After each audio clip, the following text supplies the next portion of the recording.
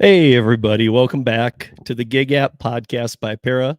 I know we're a day behind this week, but holidays and everybody was traveling. David's not in the country.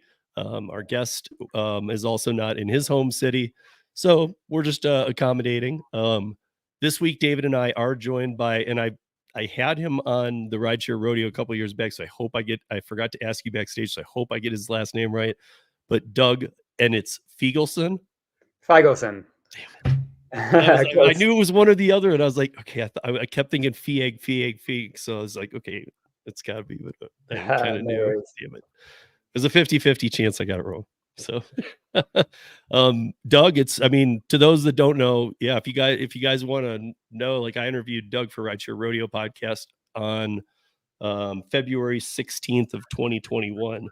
So he's been doing this for a while, and we'll get into the app here a little bit. But Doug, thank you for joining David and I. We're looking forward to this. Of course, yeah. Thank you for having me on again. Yeah, absolutely. So first, I guess, like for those that don't know, what is Maestro? What does it offer the users? What are the basics that you would tell a group of gig workers that are interested? Yeah, so Maestro is an app that coordinates multi-apping. So for drivers who are not just doing Uber, but also Lyft, maybe they're doing some deliveries on DoorDash or Grubhub. Maestro brings all of those into one interface so that they can more easily go online with all of them. They can coordinate them, filter rides, and ultimately make more money. Mm-hmm. So that's for Uber, Lyft, Uber Eats, DoorDash, Grubhub. But I was checking out on the App Store, and I don't know where it's at now, but I saw on there was coming soon Amazon Flex and Spark. That's right. Yeah, we're working on those. Is there any like insights as to what will it do for those apps? Or what are you trying to get for those apps for those users? Yeah, I think drivers who have used Maestro with the existing apps will kind of get it, as far as we're just bringing the same things we have with Uber and Lyft to those apps. So when you go online now, if you also do Flex, it'll bring you on with Flex. Same with Spark when we have that, and it'll just gives you more opportunities to get offers, and then you can be more selective about the ones that you take. So it's kind of the same. You have your filtering metrics and settings and things you can do, but it's going to take into account that for Spark too. Because I mean, I know, and that's something that I was hoping we'll get into, but maybe we could just even kind of touch on it here. Is that like so people can use those like they use the other factors, but are you able to notice, are people turning off filters right now? And I ask this because, like, let's say that somebody just works DoorDash, and let's say that they use these filters, and in the past 200 offers a day to take 15, let's say. Yeah, those filters are great. I don't want it. Why would you want to look at 215 when you can just get the 15 you want? Are you able to notice if people aren't using those filters as much, or do you hear feedback on that? Because David and I have talked about this a little bit. Like, are people turning it off because the order volume is so far down? Because it is down right now on all the apps, but like DoorDash, big time. Like, I'm wondering if people are turning it off in terms of like, yeah, I used to see 200, now I see 40 in a day. I want to see them. Yeah, it's interesting. I mean, in theory, we do have all that data. I haven't personally looked at it, so I couldn't tell you if people are turning the filters off or not. I actually didn't realize that order volume was even down. I assume there's some holiday seasonality that's accounting for that, or maybe you're talking about something else. No, something else. Yeah, I mean, volume's way down, way down. Really? When, Yeah, as a when? like on DoorDash, it's down like close to 30% of the orders. Wow. And why They've is just that? it's the money being taken in isn't showing it because they've raised their prices. They are taking more against the drivers. They're doing all those little tricks that we've known about forever. But the order amounts are down. Like if I turn on DoorDash right now, I'm not a big DoorDash person. I do a lot of the last mile apps like Curry and all that kind of stuff. But so if I turn on DoorDash though, and I've been doing this to play around with Parapulse, I'm trying to watch Pulse in my area. I got my accounts connected, but I've been turning on DoorDash and figuring since I'm going to play with this and look at it work, might as well do some DoorDash. And yeah, I could have turned on Uber Eats and stuff too. I connected them so they're working to help Pulse. But I really did like 8 DoorDash shifts, which I haven't done in forever. And in my area on a Friday night, I would see on a 5-hour thing, I'm going to see 30, 40 out, 30, at least 30 orders an hour. Right now, I was seeing about 6 or 7 Wow. every one of the testing blocks I did. Now, I'm not a top dasher. I'm not a platinum dasher. I'm not a diamond dasher. I'm not a whatever prancer, all that kind of stuff. Um, but at the same time, like the volume, everybody here in the chat can probably attest the same thing. The volume's just down. It just is. It's down, down, down. I think a big portion is because of the catering apps. DoorDash was never made to be a catering company. Catering's a different game. It's a different space. And just because you serve food and you say, well, we provide catering, do you? Because you're not making sure people have catering bags. You're not making sure that they know that they might have to do setup, that it's a little bit different. So I know they lost a lot of catering clients, hence delivered that. Parapass delivered. I mean, there's now more catering companies than there are food delivery companies.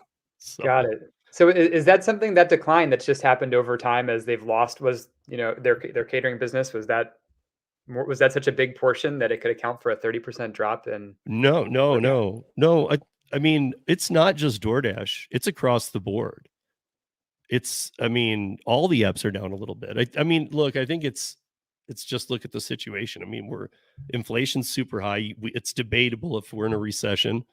And, like Lou and Mary, I don't know if you're familiar with the Long Island Dash experience. Great people out in New York. I do some collabs with them, and Lou's a very smart person. He was saying he honestly believes that a lot of people got in pandemic habits of spending, that even though any kind of like money coming in or any of that, that people have developed such bad habits they don't know they can't afford food delivery anymore. I mean, it's an interesting thought. Like, it's not definitely what the problem is, but I can see that some. I mean, when I was doing these DoorDash testing, a lot of the areas I was delivering to, I know very well are not areas that can afford those kind of services. I And sort of even agree.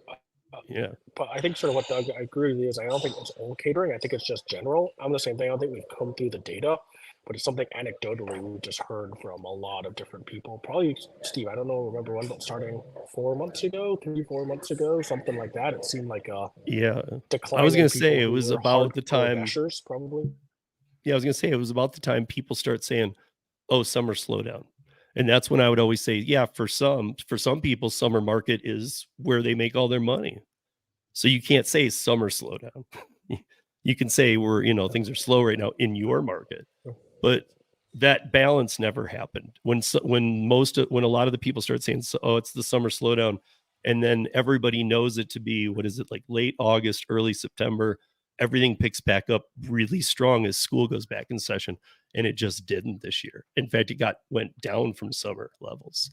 So I think that a lot of people, I mean, because I can tell you a lot of people in the chat here and whatnot, they're starting to onboard to what I call off-brand apps like Curry, even a Roadie, or even I guess not Spark, but I'm trying to think, I mean, I can name like Go Curry Deliver that. Yeah, Drop Off. I mean, all these just apps about like even last mile stuff, smaller companies, startups. There's Fetch. There's just all these random apps, and I mean, David and I have been on this thing that we think it's next year is about the rise of the smaller apps, because it's the giants caught in a lot of these trouble. But yeah, Sure. I'd be very interested to see your data on. I mean, I don't even know if that's data I know it would be anonymous, but I don't even know if that's data that you get where you can see that, wait a minute, people have their filters off. Yeah, we actually don't collect that specifically, their filter settings right now. We Yeah. could add some analytics there. I think the most interesting data here I've seen before is the second measure. It's called Bloomberg service, where they look at the credit card transactions and just see how many consumers are buying Lyft rides, Uber rides, or DoorDash delivery. I think that'd be really interesting to see if this 30% decline is across all of the apps, or if it's a shift that's happening, or why that's happening at all. So, I see that Josh has a question here. He's wanting to know what is the difference between Maestro and Maximo. I'm guessing the number one difference will be iOS. Absolutely. But I mean, I also have seen some other things you're doing. I also know you're interested or even potentially working on kind of what we're doing with Pulse.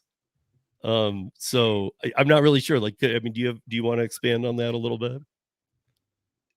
Yeah, so I think you're referring.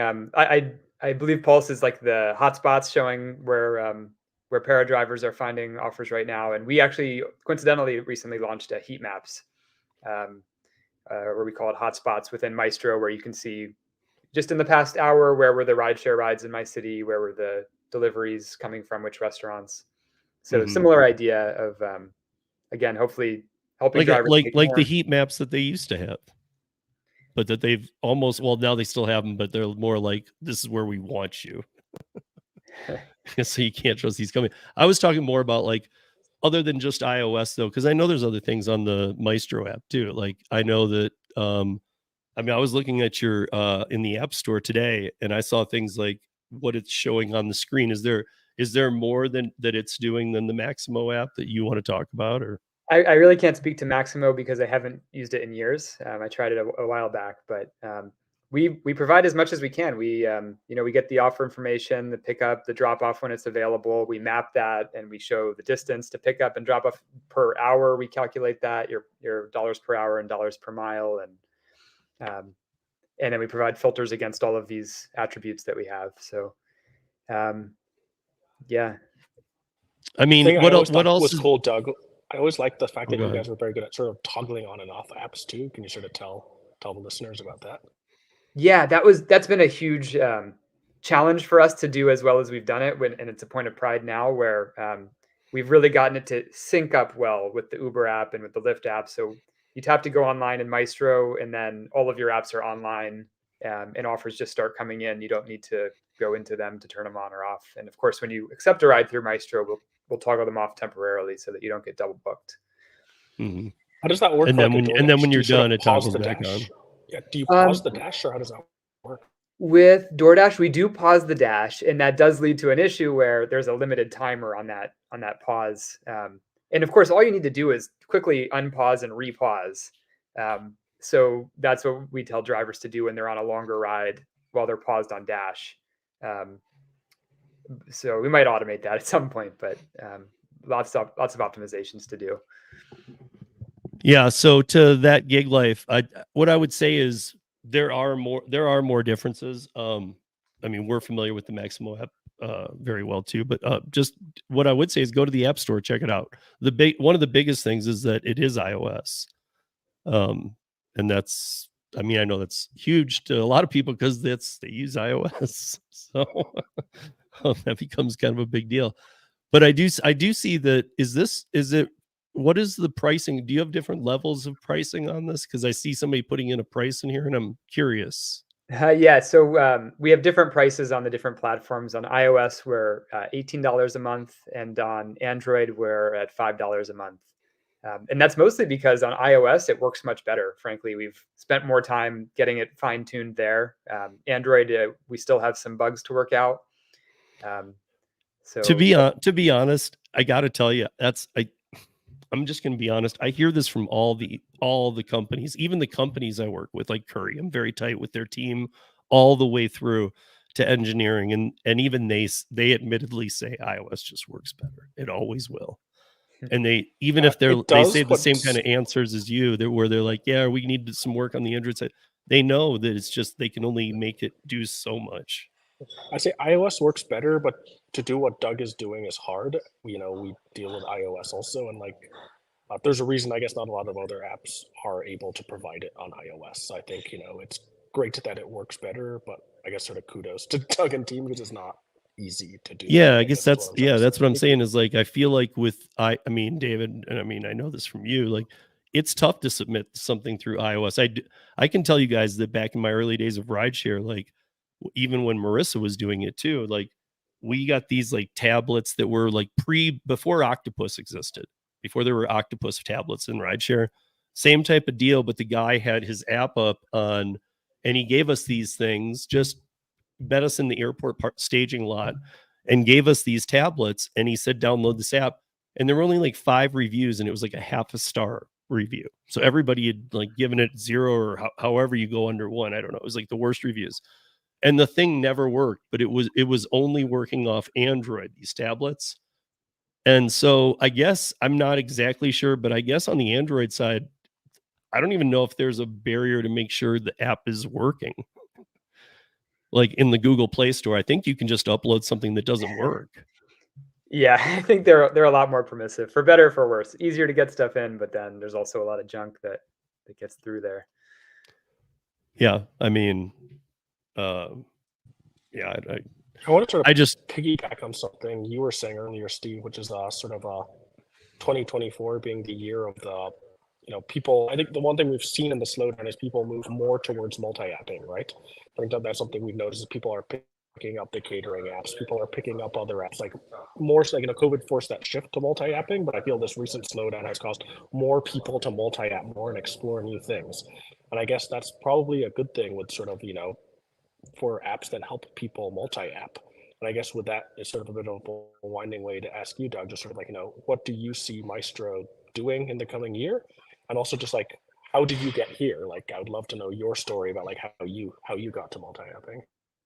Sure. Yeah. Well, I'll start with the first part of your question, which I'm really excited if 2024 is the year of these smaller apps. I mean, I think this is obviously, I'm a bit biased because we're helping to facilitate multi-apping, but I think this is also just a huge win for drivers if we live in a world that has a lot of competition, a lot of different apps that they could be driving for that kind of have to compete against each other and offer decent pay for drivers.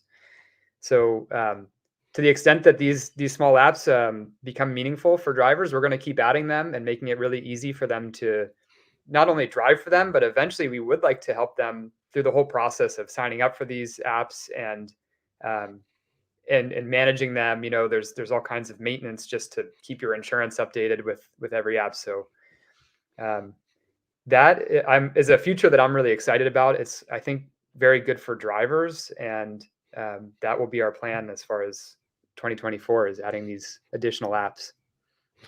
I mean, the other thing too, I mean, Dave was just saying, and I honestly, I mean, him and I have talked about this many times lately, because it just seems to be even growing more apparent, is that all these smaller apps, more regional apps that aren't looking to take over the world or even the nation, they're getting like they don't have to pitch into Prop 22. Like there's a pretty big food delivery app that doesn't have to go by the New York standard now.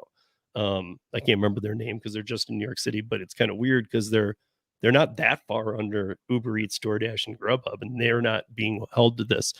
So it's like they're really going after these apps that really set some bad standards. But I think that, like David was saying, that people are more interested now. Like people would always say, well, how do I get that app?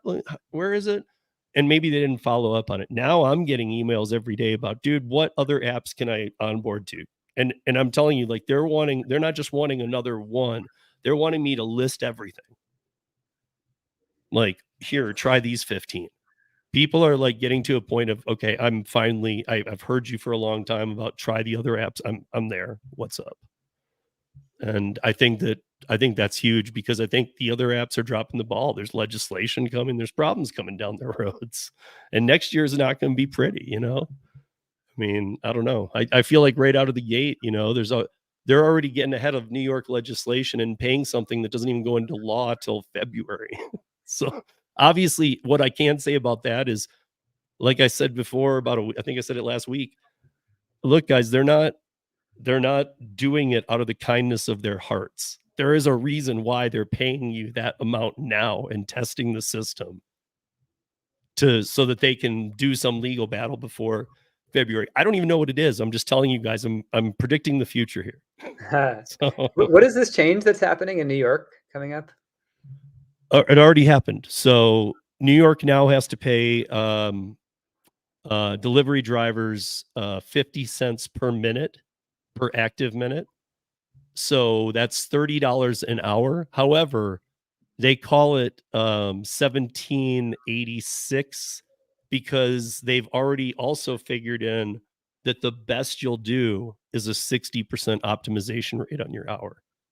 So even though at 50 cents a minute, you could technically do $30 in an hour, they know they'll only optimize you at best at 60%. So they're saying that that's the new New York minimum wage. And because of that, it's going to make it so that after the new year, because right now people are getting these checks, I think they're figuring out the system, but after the new year, they're going to make sure that they just top you out at that. I mean, look, they did this when they did it with rideshare years ago, New York, and it failed. I mean, it's the same city. It's the same city trying the same play that they tried with rideshare, and it failed. You know, I don't understand how. I'm not a fan of that. Like I've said, when you do that, you have a floor meets ceiling thing. And so, first of all, we know 85% of gig workers are part-time or under 20 hours. You know, it's debatable if it's 17, 18, 19, 20, but under 20 hours a week, 85%. So the ones who are the full hustlers, you need those ones who take the midnight shifts in New York on like rideshare, for example, or the weekends, and do these shifts that other people don't want to work, but where they make twice as much as other drivers.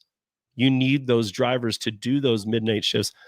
If you're going to make it so that the guy who's sitting at home on a Tuesday saying, I'm not getting any rideshare rides from my couch, I need to be paid a minimum wage. Because it's not the people earning a lot of money at the high end who are complaining. It's the people who are getting on and going, I can't make any money. This system doesn't work. And to that, I've said many times, not everybody's meant for the service industry. It's a fact. If everybody was, not even everybody I know in this world has ever had a job in the service industry. I've spent my lifetime in it. I can tell you, not everybody's made for it. Some people quit after their first day, like in a bar or a restaurant. Like, dude, this is way hard work. Yeah. Okay, well, I mean, so maybe this isn't as much brain work going on or whatever. Some people say the barrier to entry is so easy, but to be honest, I don't agree with setting those kind of rates, because you get all the people who really hustle and know how to work it leave. They're not gonna make 1876 so that the person who isn't even trying who's making 6 can make 18. And we know that the company's not going to pay for these people and let these people still earn. They're going to take it from this and do that. And so basically, give it a few months, everybody's making $18 is how I see it. Kind of whenever you work, you know, it's like an earn by time thing. That's how I think of it. It's like earn by time, but for everybody. It's like you're forced into earn by time. And so I don't know. That's another thing too, is that they do have an amount of declines you can do, but again, it's active time. But I think that they're part of the integration too is they're doing the active time to, like if you're doing earn by time in another city, if you can skip 1 an hour, you can decline 1 an hour. The second one you decline, your dash is ended. So there you can stay on dashing, but I guarantee it. I mean, they're not advertising it, but I guarantee if you're turning down 2, 3, that they're just saying, forget this person, man. Don't even send him the data now. Especially with these new rules. But yeah, the other thing is that, so they've now raised the price of the processing, the delivery fee. They have already included on the customer's side a $2, like, hey, this is the tax that New York screwed you on that makes us pay gig workers more. They have taken tipping and removed it and put it at the end. So you have to have your food in your hand before you can go back into the app and tip. So the tipping up front that would usually get people to take orders is gone. So that number's gone. So now you're waiting to see, like, and I understand that's how tipping works, but I've always said it's more like a bid anyway. But at the same time, they've taken away the ability to bid and make the offer look good. So that's gone. And my thought is, just like California, eventually people are going to keep seeing that $2 line item. They're going to see these stories in the news that say, hey, we've done these good things around Christmas. We're now paying our drivers 50 cents a minute so they can make $30 an hour. How are you going to get somebody who's a mechanic, maybe I know, 10-year plus mechanics can make more or whatever, but let's say second year doing working on cars, paying off a small school debt or whatever, who makes $27-$28 an hour, who has seen these articles and thinks every DoorDash driver makes $30 an hour. Why is he going to tip? That DoorDasher in his mind makes more than him. Yeah. And it seems like if it's paid by the active minute, doesn't that mess all the incentives up as far as being efficient with the deliveries? Well, they're gone. You mean like the kind of gamification stuff? It's gone. I mean, like I think Top Dasher might have even already been removed. I mean, they're going to be gone. Yeah, and aside from the game, I mean, just when you're paid a fixed amount to do the order, you're going to want to get it done quickly so you can get another order, and that's going to reward the dashers who are efficient. And if they're getting paid a minimum amount now per minute, well, then Yeah. you're just going to take it easy, Yeah, right? exactly. And you're going to get paid the same amount. That's got to be so frustrating. I To mean, get this is paid what more. happened to you guys in California with Prop 22.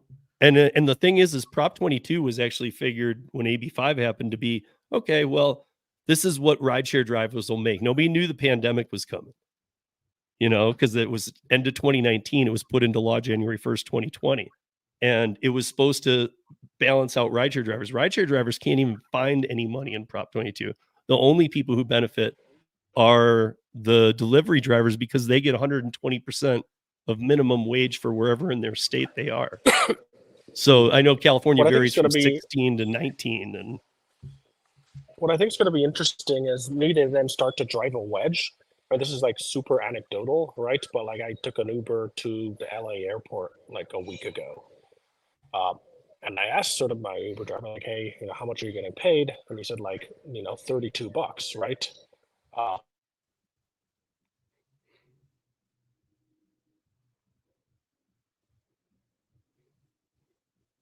David, there he is. Sorry, There. am I back? Or You're back. So I was saying I asked the Uber driver how much he's getting paid, and it was $32, and I had paid $78, right? And this was in Los Angeles to go to the airport. And to me, I think it is almost that. You put the base, you get people used to the base, and then you make the spread. Like to me, that was like crazy. I knew Uber was making more of a spread, but that was like a lot, basically, right? I mean, that was pretty wild.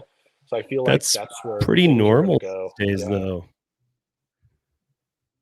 I mean, it's sad but true. It's pretty normal. Yeah. I would So I guess assume. I want to sort of. Doug, does a Maestro work on iPads? Yep, absolutely. I mean, I was gonna say, I imagine it on does. iPad. So, but yeah, I mean, David, were you shocked by that? To be honest, I mean, it's always sort of sticker shock. I mean, I knew that there was more of a spread happening, but that's pretty egregious, right? I mean, 32 on 78, it's pretty bad. I mean, Derek, Right. Mr. DSN, is in here, and he drives here in Denver, and yeah, I know he does a lot of Lyft. Tony does a lot of rideshare. I can tell you, I think both of them would tell you the same story, if not even worse. Yeah, but I think that also they the LA take airport's so much. particularly it's particularly atrocious. You sit there for like 50 minutes without moving, right? It's a bad ride, right? For 30 something bucks. Like it's tough. It's tough. Hey, have a happy Christmas, that gig life. So yeah, yup. You've never heard of Maestro in Michigan. So there's before Doug had it, Maestro has a long story. Like Harry was involved in it, I believe, before Doug with the original owner, and it has a long history. I mean, Maestro was started what, 2014? Roughly 20.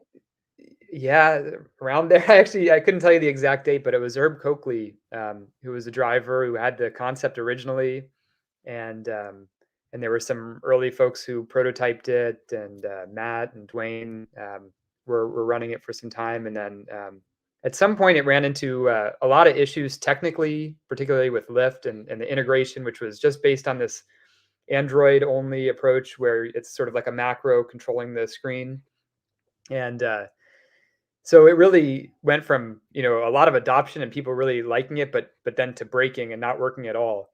And so they were pretty much going to shut down the company. And that was when, by some very lucky coincidence, I got in touch with the folks who were working on it at the time. And I said, I want to take a crack at this. I think we could fix these issues. I think it's really a promising idea. Don't shut it down. And so that was in 2018 when I essentially purchased the app from the folks who were running it at that time and took over. And in the If I, time since, if I remember right, though, too, there was a little, and I don't know if it was on your end or before you bought it, but if I remember in our first interview, there was a little lag time too in between. Like almost, I don't want to say Maestro was down, but like it wasn't being promoted. It wasn't well, that was between I you was and working. I was heads down working at that time, so it was broken, and I was like, "Oh, how hard could this be? It'll take me a couple weeks. I'll fix it and get it back out there." Well, it took me years, and including just at this point, we've totally rewritten everything. None of the original code from that app is still around. But so that at that time, yeah, it didn't look like anything was happening, but that was when we were heads down, getting things working in a way that's much more reliable. That is still working to this day. Doug, how did you decide to show up and be like, hey, I'm interested in the app? Like, how did you know about it? How are you interested in this space? I would just like, that's fascinating to me. Like, how did that happen? Yeah, I came at it from the total other side where I was just as a passenger, taking Uber and Lyft 2, 3 times a day in San Francisco, and I wanted an app to compare the price as a passenger. So I made that app. It was called Any Ride, and launched it, and it was cool. It got some adoption, but some folks were like, "Oh, you should chat with Matt, who's got this company doing something similar, but for the drivers." And so, and they were in Y Combinator, and I had been in Y Combinator, so just some mutual friends basically put us in touch, and I was like, "Okay, yeah, this seems like a bigger opportunity for some of the same technology that I was working with, as far as aggregating Uber and Lyft and into one interface." so did you ever do any gig work? At that time, no, no, Or I I mean, that have was you since, or do you test it, or do Oh you? yeah. So since then, I signed up for Uber, Lyft, DoorDash, Amazon Flex. I've done, a handful of rides on all of them. I wouldn't say I'm experienced by any means as a gig worker, but I've tried them all, and so useful to like see what it's like on that side of it, and for testing the app and everything else. Yeah. I mean, and it, I don't know. It's amazing. I was looking through the app, and so what you're showing, is that just upfront fare now? Is that kind of what it's like? I know we're supposed to Yeah. see upfront, but upfront isn't ever oddly, I talked to some people still who are like, upfront isn't in my market. They're more rural. But I thought Yeah. upfront was supposed to be everywhere by now. It's funny. For some reason, it's not ubiquitous. So whenever Uber shows that upfront price, we can show it as well in Maestro. Um, Generally, if Uber isn't wanting to show that, there's no way we could get it either. But in most markets, that is available. Um, Similar thing with like DoorDash and the tip, as David knows, like they're capping that tip, so it works as a bid up to a certain amount, and then for whatever reason they like hide the excess, and it would be so helpful if they would show that, but they just don't. Yeah. Um, so obviously, so I guess this is, I mean, this is one, this maybe is for kind of both you. How is it that so many apps have so much trouble with iOS? And I get it when you're dealing with like trying to get with these other companies and get data and pull it in. But how is it that Maestro and even Para, how is it that somehow it gets like, what is it that's required with iOS to not make them pissed off? Yeah. I'll Did say that so make that Doug is sense? actually, I'll say, I'm not trying to get out of this, but Doug actually does a lot more coding than I will. So I'll let him take first stab at that. So, um, yeah, it's I'm trying to think of a simple answer for that. I don't know that there is one. It's just very different. On Android, we have that ability to drive the apps like a macro, where you can almost just like read the screen and tap the screen as an app. An app can drive another app that way. And on iOS, you can't do that. So that was, as I was saying, the approach that Maestro initially took, and it might be how Maximo does it. I'm actually not sure. Um, on iOS, we don't have that ability at all, so we have to do it in a different way, where it's using APIs. And I guess that's yeah, really what I was getting at, though, is even that API way. I feel like, I mean, when we know Para, we've accidentally, you step out of line a little bit, that API can be thrown in your face real quick. So it's like there's I think, got to be some margins, and yet they do a hard review on iOS.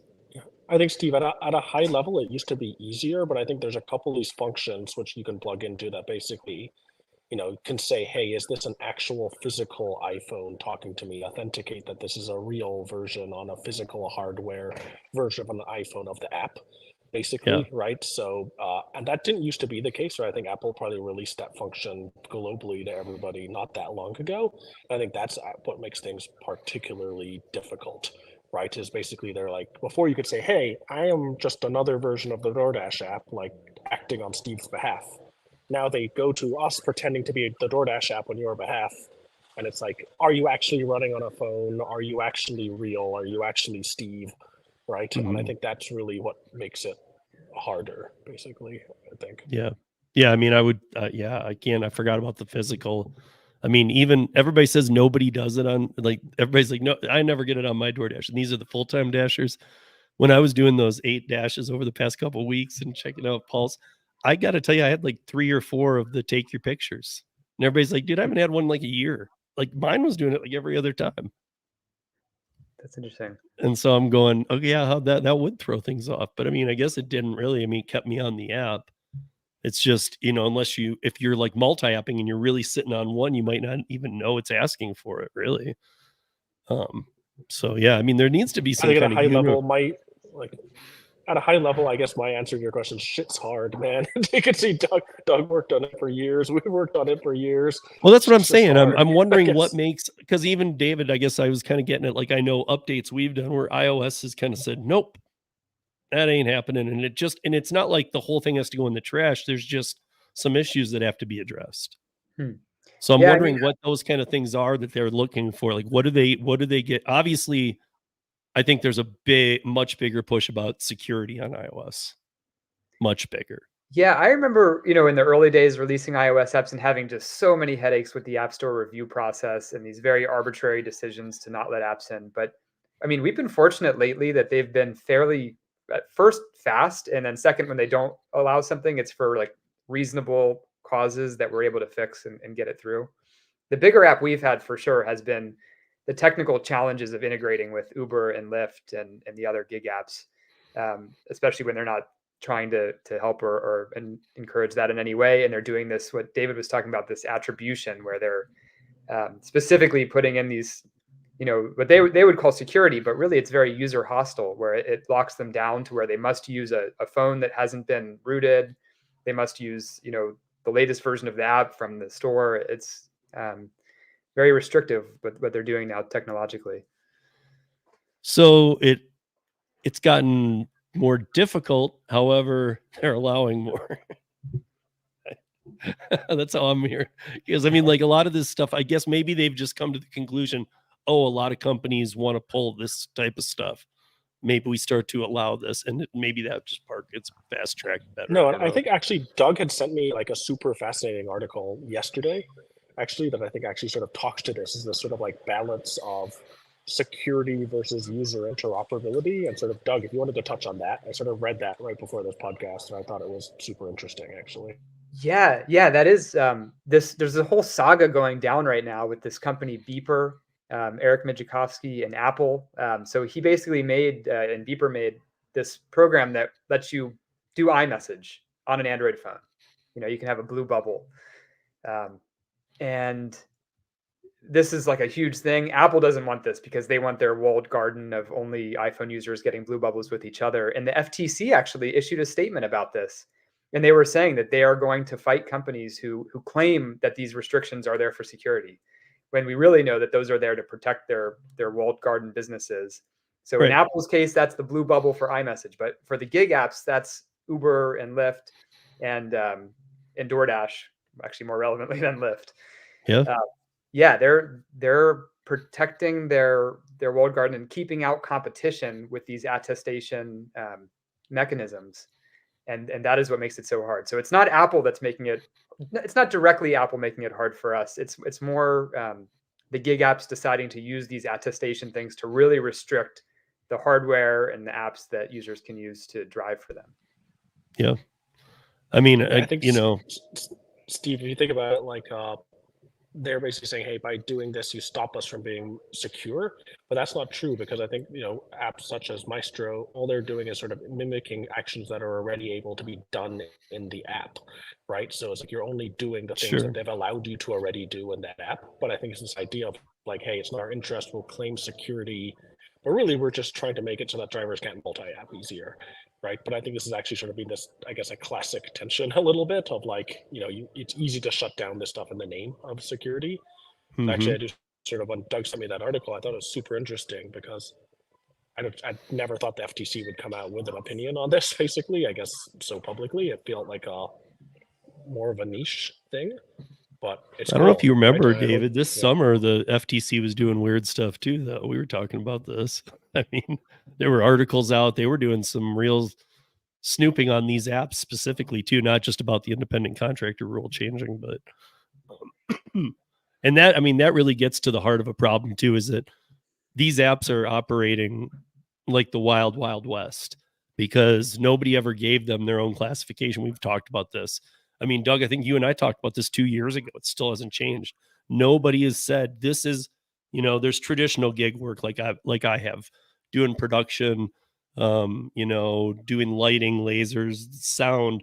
And then there's people who write articles that were affected by AB5. There's translators, musicians, all these people who are independent contractors. Those are classical, traditional sense ones. Nobody ever said for the app based, here's how we'll work it. So ever since, they've just been beating the crap out of both sides. Like, we're going to treat you like an employee, but pay you like an IC without benefits. And it's like, okay, well, now you've pissed off all the states and there's still no definition. So here we roll into a new year, a year where we'll be electing a president. It's a POTUS year.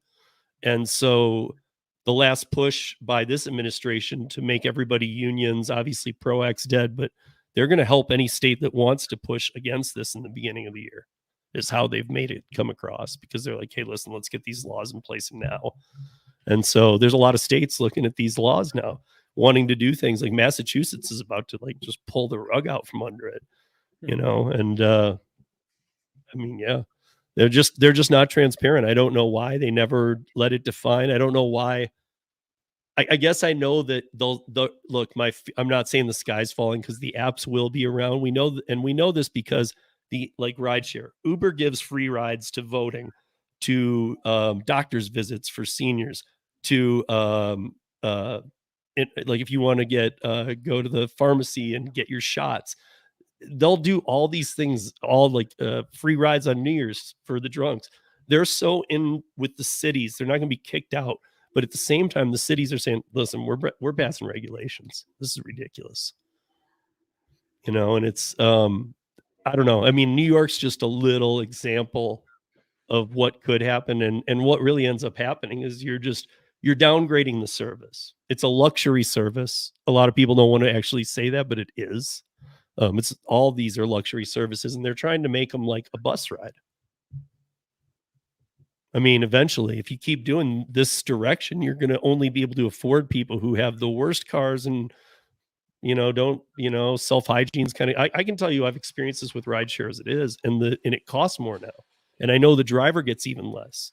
So looking back, I've had great rides with drivers, and now, and I used to be one that took pride in my car and cleaned it every day. And I do a lot of courier, so I don't need to, but if I was still doing a lot of rideshare, I still would, even if the pay was down, because that's just me. But I mean, like, I've stood on people's gym bags on an Uber ride before.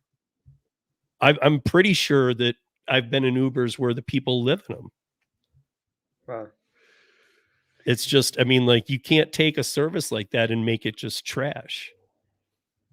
I mean, it really is a luxury service, and to sit there and fight and make it a labor law issue is a big problem, because now, no, I know everybody wants to stay flex. We know 85% of them have to, because they're working 17 or less hours a week.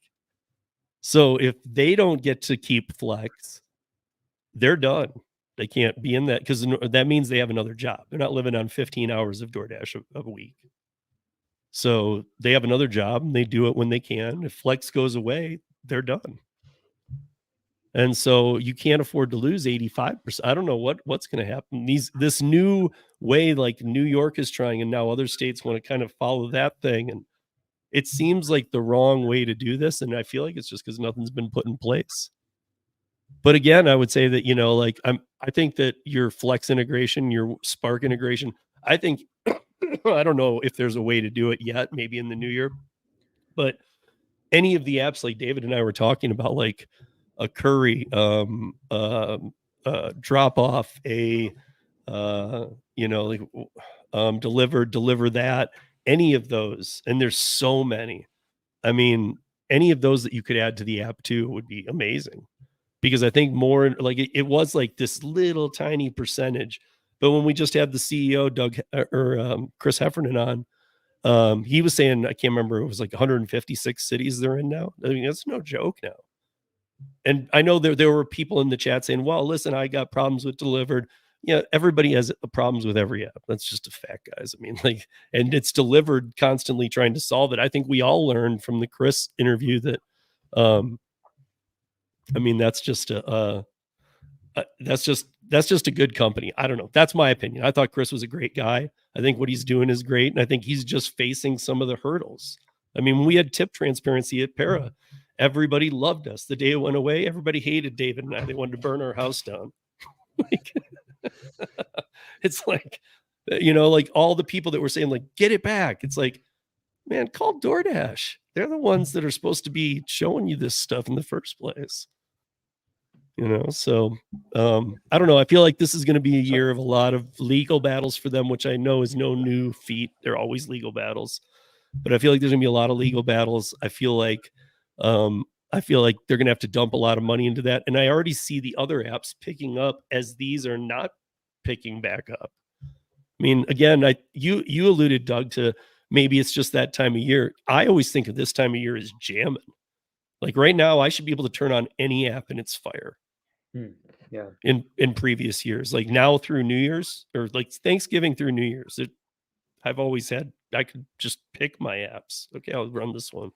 They'd all do good. Now, I mean, it's not even just bad orders; it's just low volume, and so it needs to pick back up. But yeah. So Doug, I guess it's sort of like on my end, it's like FTC, multi-apping, birth of more and more apps. It's a crazy year coming ahead with legislation, political stuff. Yeah. What have you got planned for 2024? What's on Doug's wish list? If you fast forward a year from now, like what do you hope to have done? Yeah, well, number one thing by far is just more apps. I mean, I think more options is always better. We talked about Flex and Spark. We don't actually have DoorDash on Android. It's only on our iOS app, so we'd like to get that on Android. We've talked a little bit about that, David. And we also want to do some earnings tracking. We've also talked about that because ultimately our goal is to help drivers earn more per hour. And it's so hard to even reliably know what you're earning after all of your costs. So we really want to help drivers get a handle on that so that they can start changing their strategies and seeing how it affects their earnings and getting scientific basically about maximizing earnings. Yeah, so I think we have a lot of on our product roadmap, a lot of ways to make our product better, and then just keeping everything running smoothly. Yeah, I think that I'm going to give a shout out here to Bryce over at Solo. I think he's done, what he's done has been interesting because it's not what I expected it to do, but I learned a lot because I'm sure you're familiar at least with the name of Solo, Doug, but if you're not real familiar with the app, like it basically has a way to have a pay guarantee in your market. When those markets launched, it was high. Now, if you look, like I've seen even some cities, the pay guarantee for like a DoorDash hour is beneath an earned by time hour if that earned by time hours in that market. So DoorDash is saying you can earn this much an hour guaranteed, and Solo's got it under that. Oh. And I mean, I find this interesting because the reason is you're not getting a full active hour. So really what they're doing is saying that's not really even possible. So I see. So the Solo guarantee is whether you're active or not. And the DoorDash guarantee is only active hour. Well, I don't know if the DoorDash, I never do the earn by time. I feel like it is like the whole time you're on, but you have to take every one they send you. Okay. So what they do is take the no tips and the long ones and send them to you. And you have to do those if you're doing the earn by time. And I know the earn by time varies from 13 to 17 bucks. So it's not like it's a lot. Like I've always said, if you're not making that anyway, this might not be the right line of work for you. Yeah. You know, because I mean, like you got, even if you're not doing this as much expense tracking as I'm doing, you got to be doing some. What are the basics? Are you putting in gas? Are you putting any away to maintain your car? What shape is your car in? Is it electric? Like, I don't know your whole scenario, but people have to do some kind of cost. Like, I mean, you got to do your cost. And if you're only making 13 an hour and you have a cost too, at that point, I would just say, go look for a W-2. Because I don't know. I mean, I would say try other things first, but I want to highlight one thing Doug said just sort of at the end of what he said, which is like just keeping things running smoothly. I think that's actually been sort of like the number one request that we've gotten from people. It's just like, it doesn't work. Sometimes when I log in, it doesn't work. Stuff is unstable. Just like, please make it work, basically. So I think on my end, that's actually, if I were to have my wish list for what we need to accomplish in the coming year, it's actually very aligned on that. It's just like, just keep things running smoothly, because at the end of the day, all of our features are built on top of that. And if that's unstable, then everything else is just not that great, basically. So, yeah, on my end, sort of excited to see what we can do in the new year to keep it running smoothly. Sort of Doug and I have been trading notes and talking to each other, and on our end, sort of finding a way to keep these things stable for all drivers is a good thing, basically. So the Carnifage is in Vegas. Oh, and I was gonna say they're saying that $12 an hour is the earn by time in Vegas. Wow. And David, you've lived there, you know it's not a cheap place. I mean, that's just sad. I mean, yeah, that's just sad. There was one last thing I wanted to ask Doug was, on the, so when we were talking about pricing, that's a big jump from Android to iOS. Is that because of the teams and what's neat? Again, I know we did a lot of focus on that today, but is that because of all that has to go into that side? Is that more about the upkeep? What is because that's a big price. It's over 300%. Yeah. So again, the reason why that we think that makes sense is because we have more functionality on iOS. As I was just saying, DoorDash is only on iOS for us, and it works much better on iOS. And also, always we're trying to make sure that is going to pay for itself very quickly, and then much beyond that. So, we're not doing our job correctly if like it's not paying for itself at even $18 a month or more.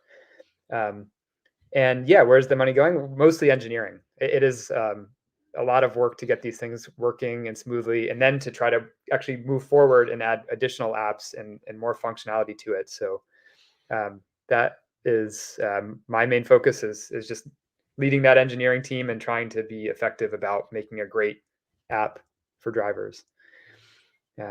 Yeah, I mean, it kind of goes along with what I've said and what I keep being told by littler companies that I know who are like, look, and we don't lie about it, but we don't wave a flag either saying it works better on iOS. It's like they're saying, I've talked to enough people who are saying it does, but we don't need to say that. People on iOS know iOS just works better. But so, I mean, clearly if somebody lands on maybe they don't see the Android price if they go to the iOS store, but at the same time, if they're looking at the two prices, it's almost alluding to what we're kind of talking about. So like, wait, why is iOS more? Because I think, look, I mean, like even some of the other apps, the iOS just more people. I mean, do you have any kind of idea on what the percentage of iOS users is on Maestro versus 90%. Android?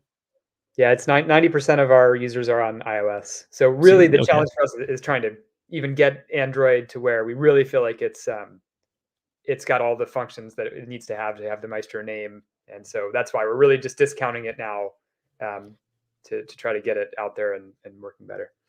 I mean, is there a potential world where Maestro isn't in Android? I'm just asking. I wouldn't want to do that. I mean, I get it. I think more than 50% of drivers are actually on Android. And so to just be saying, half the drivers are never going to get to use Maestro is, they say it's unfair. And I agree with them. I think they should get to use it. I hear you, but at the same time, your stats are speaking volumes. You got 90% using iOS. And we can do the comparison of phones in the world. On our end, it's sort of interesting too, right? I think on Paris, like roughly 70% of users are iPhone, 75% of users are iPhones, even though we have like a much larger proportion of iPhone than Android. I know we're sort of running up on time here, and I just sort of wanted to leave Doug with a bit of sort of like a curveball question that I've been pondering myself with everything that's going on. So let's say this FTC thing got my brain thinking. And let's say like the FTC makes it that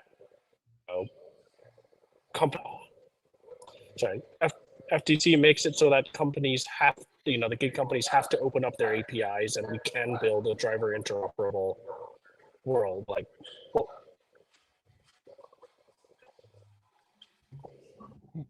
David's glitching. Okay, I think we got 90% of the question, and you said, that FTC opens it up and they require these apps to make an interoperable interface. David, I don't know if your connection's still live, but was there an ending part to the question? Okay, well, that's just thinking about that world. I mean, I think that is the best thing for everybody. I think that really would open it up for competition, because they wouldn't be able to just try to lock drivers into just driving Uber, just driving DoorDash.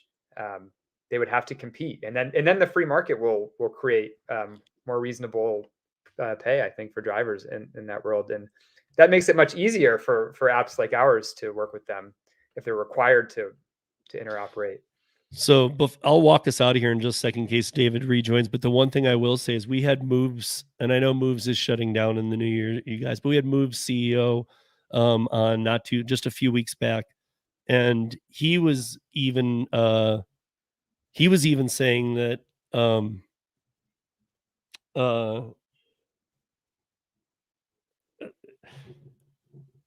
forgot where I was going with this. He was talking about the it wasn't the FTC portion of it, but the there goes David. And there he is again. Let me see if he can bring him on. Okay, if you got your last question, I just dropped the ball on mine because I was trying to. Long it's been choppy. No, I had one last thing, but I dropped it. Did you want to say one last thing about that FTC thing? Oh, the last I thing think on my end is just like, hey, if there's a world, yeah. Well, the last thing I was going to say is, David, if there's a world where you can't have access to the APIs, like, what would you want to build? Yeah, I mean, I think we'd be building the same thing we're trying to build now, but we'd be able to really do it well, much more easily. We'd be able to have all the apps on there, and drivers would be able to compete all of them, and yeah, it'd be a much better world. So when David, oh, there he goes again. Internet down there is apparently not so great. Yeah, no, I was trying to get to the to when we were having Moves on, and Moves actually did something very weird. So they were, I don't know if you're familiar, but they were giving you shares of, if you had your platform tied to their banking, you could get shares of the company, even though they were fraction shares. That made, somehow they had a voice to talk to Uber before a quarterly call, and they made Uber, and they did put it into the language, because they kept saying something about when they use the Uber app, they're only on our app, and Move's contribution was, no, we need you to say you acknowledge that most full-time workers multi-app, and they did. Wow. In their document to their investors, this last quarter, they said most drivers multi-app on multiple platforms. Wow. So obviously there's something there too. I mean, like, they understand multi-apping is a thing. I don't think it's the same old fight as 3-4 years ago. I don't think they care anymore. In fact, they're just trying to save their own butts at this point. They know they can't provide enough work, and they know that people have to multi-app. So I think it's just more about, like, how do we make sure that they're not sloppy multi-apping? Yeah. And dropping orders or putting us behind another better offer and screwing us over, that kind of stuff. So Yeah, and this isn't just good for the drivers and the consumers, but it's also like good for the apps in that there's many apps out there that can't it's hard to start a new gig app now because you have to recruit your own drivers. And so if there are interfaces like Para, like Maestro that let drivers easily access all these smaller ones, people can make brand new gig apps and easily plug into pools of drivers who are interested in doing their gigs. yeah, So I think there's a lot of innovation that could be unlocked from this. I agree. No, Well, I agree, guys, and that's why I think I'd ask Doug sort of that question, because I've always had this idea in my head. I've always wanted to almost build it like a video game map, right? Where like all the pings appear live on a map. You can see all the directions in which they're going. You can see the other shifts or stuff available around you live on the map. You get to have that sort of live intel from the heat maps that we have all on the same interface. And I would love to get there. And I think every time we've tried to play with that, it's just the base piping is not good enough for us to do that fast enough in a seamless enough manner that makes sense. But that's really sort of what I'm hoping is one day we'll be able to do that. hey man, maybe next year. Oh, that's a wrap for this week, you guys. I thank you for joining us on a Friday. We are back to Thursdays next week, although we're not here, but we got a special dropping. It'll be a premiere. So it'll be the same time, 7 p.m. Thursday, December 28th, I believe. That's Thursday. And then David and I are back here the week after. And I think we have the CEO of FreeCab.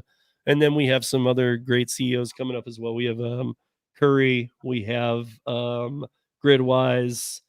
And I'm trying to, we have one other one that we're working on, but I can't confirm it till I say it. So, or until I get this fully confirmed, I can't say it, but it's a last mile one that we're interested in doing. So, with that said, you guys have a happy holiday. Doug, thank you for joining us.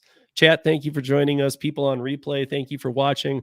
Thank you for listening on the new audio podcast. Glad that that's starting to take off more and more and more. So, you guys, if you're not familiar, you can find a Gig App podcast by Para on Spotify or others, and it's starting to populate more and more. So, with that, you guys, everybody have a great and safe holiday.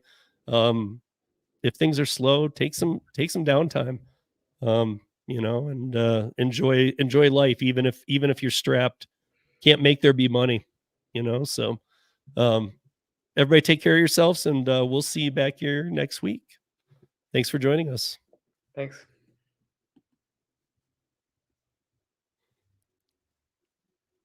Oops, sorry guys. There we go.